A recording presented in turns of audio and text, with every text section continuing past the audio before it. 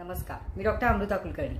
आपली स्किन चांगली ठेवण्यासाठी म्हणजे चांगलं दिसण्यासाठी आपण सगळे प्रयत्न करत असतो, पण फक्त महागडे क्रीम्स आणि फेसवॉश वापरून उपयोग नाही, तर आहारामध्ये असं काय घेतलं पाहिजे की ज्यामुळे आपल्या पदार्थांमधले जे विटॅमिन्स असतात किंवा ओमेगा 3 असतात की ज्यामुळे कोलॅजिन तयार व्हायला मदत होते आणि स्किन हेल्दी राहते।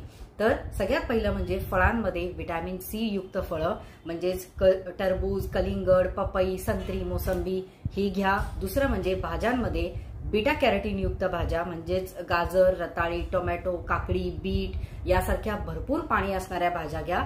तिसरं म्हणजे आहारामध्ये पाण्याचं प्रमाण हे भरपूर ठेवा। यानंतर चौथं, हिरव्या भाज्या म्हणजेच पालेभाज्यांमध्ये अँटीऑक्सिडंट आणि आयर्न भरपूर असतं, यामुळे स्किन चांगली राहायला मदत होते। आणि पाचवं सगळ्यात महत्त्वाचं, जर तुम्हाला पिंपल्स येण्याची तक्रार असेल तर दही आणि ताकाचा समावेश आहारात रोजच्या रोज करा।